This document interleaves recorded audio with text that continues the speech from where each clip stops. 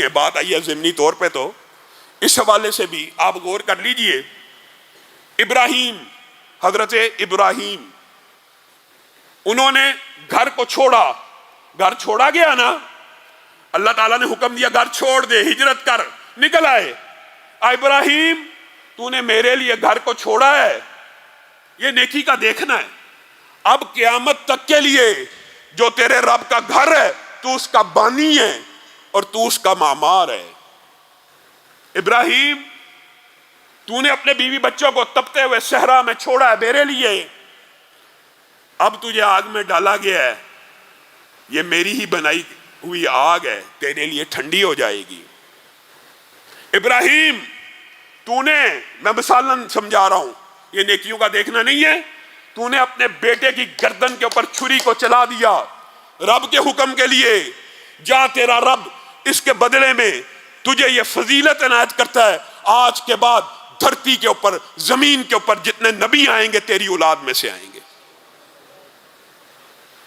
اور تیری اولاد میں سے ایک نبی وہ بھی آئے گا جو کائنات کا امام ہوگا۔ ایک بیٹے کی قربانی دی، نیکیوں کو دیکھ نہیں لیا اپنے سامنے، اور یہ تو نبیوں کی بات ہے۔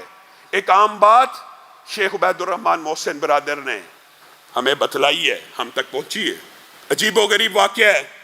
ایک عورت 75 سال کی عمر، دور حاضر کا واقعہ، کیپٹن کی ماں، پنڈی کا واقعہ، آنکھوں کی بینائی چلی گئی 75 سال کی عمر میں، جی ایچ کیو لے کے گئے، شفا اسپتال لے کے گئے، بڑے علاج کروائے۔ کیپٹن کو ڈاکٹر نے کہہ دیا کہ ہم نے بڑی کوشش کر دی، ان کے پیچھے جو سسٹم ہوتا ہے روشنی دینے کا وہی ختم ہو چکا ہے، اب بینائی واپس نہیں آ سکتی۔ وہ عورت ہے 75 سال کی، کہا یہ کیسے ممکن ہے؟ جب بھی رمضان آتا تھا میں قرآن پاک کی تلاوت کرتی تھی، یہ رمضان آئے گا میں قرآن پاک کی تلاوت سے محروم رہ جاؤں گی۔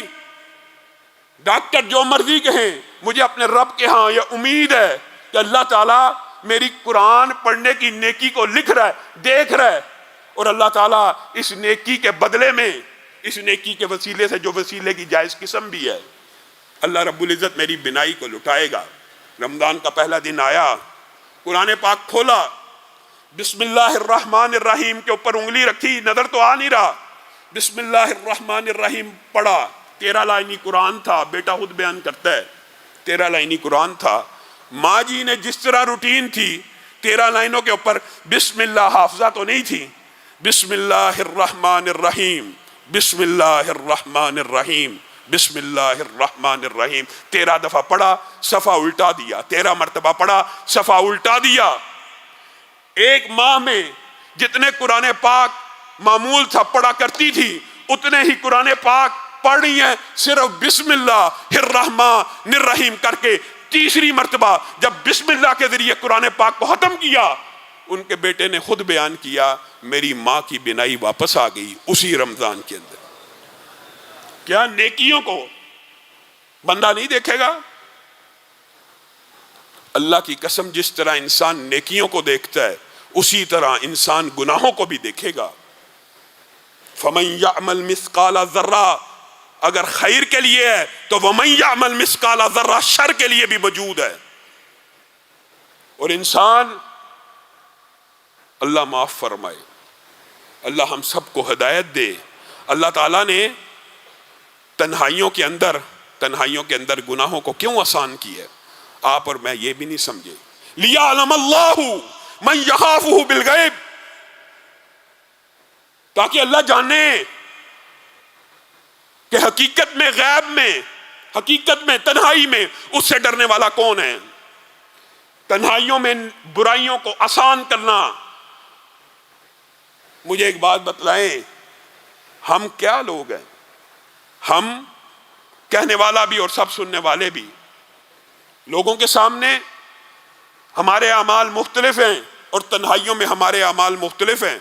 لوگوں کے سامنے ہم حاجی صاحب ہیں، لوگوں کے سامنے ہم علامہ صاحب ہیں، لوگوں کے سامنے ہم مولوی صاحب ہیں، لوگوں کے سامنے ہم شریف النفس ہیں، لوگوں کے سامنے ہم مسجدوں میں نمازیں پڑھنے والے، رمضان کے روزے رکھنے والے، تراویحاں عبادات کرنے والے، اور تنہائی کے اندر 1 منٹ بھی ملا ہے، فیس بک کھلی ہوئی ہے، سوشل میڈیا کے مختلف پلیٹ فارمز کھلے ہوئے ہیں، ننگے فحش ویڈیوز چل رہے ہیں، غیر محرم عورتوں کی تصویریں چل رہی ہیں، حضرت ثوبان کی حدیث بھی نہیں سمجھ سکے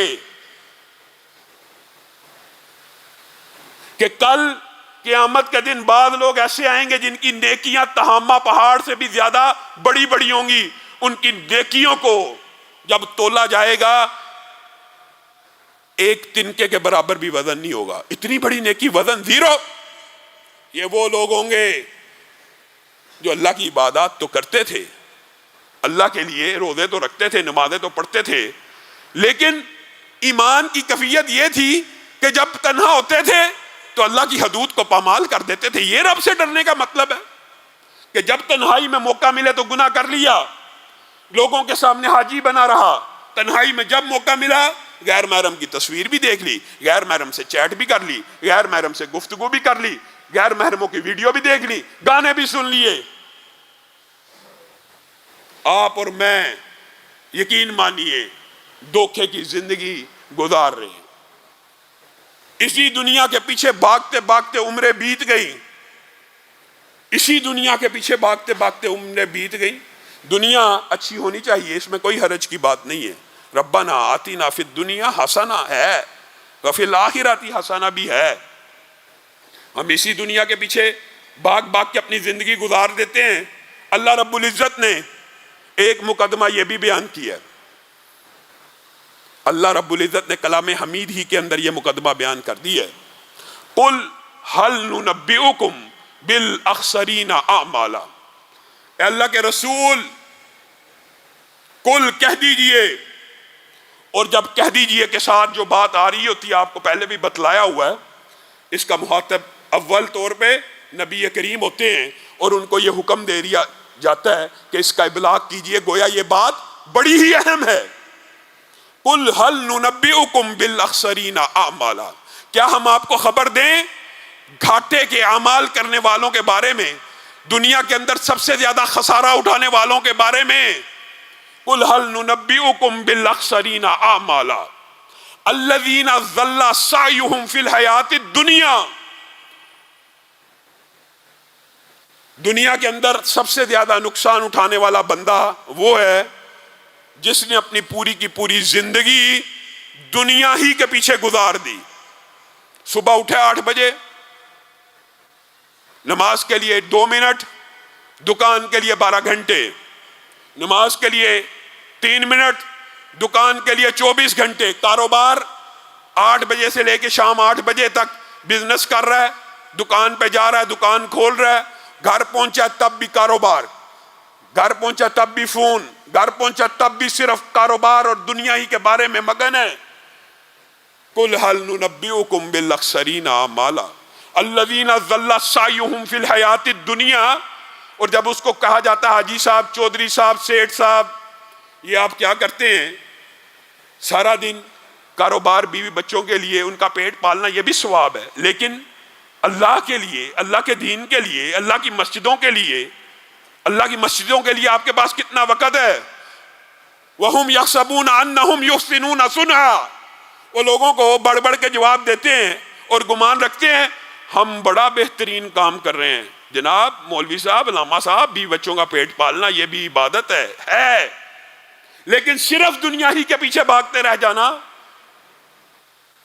وَهُمْ يَحْسَبُونَ أَنَّهُمْ يُحْسِنُونَ صُنْعًا اولئک الذین کفروا بآیات ربہم ولقائہ، اللہ تعالیٰ کہہ رہا ہے یہی وہ لوگ ہیں جنہوں نے حقیقت میں ہماری آیتوں کا انکار کیا اور ہماری ملاقات کا انکار کیا۔ اگر ملاقات کا یقین ہوتا تو ہمارے لیے بھی کچھ وقت تو ہوتا، اگر ملاقات کا یقین ہوتا تو کچھ وقت تو ہوتا۔ فَحَبِطَتْ أَعْمَالُهُمْ، ان کے سارے اعمال ضائع ہو گئے۔ گویا یہ ان بندوں کے بارے میں نہیں ہے جو اعمال نہیں کرتے، یہ ان بندوں کے بارے میں ہے جنہوں نے توازن قائم نہیں رکھا۔ یہ قرآن پاک کی آیت اس بات کے اوپر دلالت کرتی ہے کہ ان کے اعمال ضائع چلے گئے۔ کون سے اعمال؟ نیکیوں کے اعمال کچھ کیا کرتے تھے، کچھ نیکیاں تھی، لیکن دل کے اندر وہ ایمان کی کیفیت نہیں تھی، بس یہی تھا 5 ٹائم اللہ کو سبق سنانا ہے۔ یہ نماز کو تو سبق سمجھ لیا ہوا ہے، 5 ٹائم سبق سنا دیا بس جان خلاصی ہو گئی، صرف دنیا ہی کے پیچھے بھاگتے رہ جانا ہے. فَلَا نُقِيمُ لَهُمْ يَوْمَ الْقِيَامَةِ وَزْنًا. یہ ایسے بندے ہیں ان کے لیے کل قیامت کے دن اللہ میزان بھی قائم نہیں کرے گا. اللہ رب العزت ہم سب کو اس بات سے محفوظ رکھے.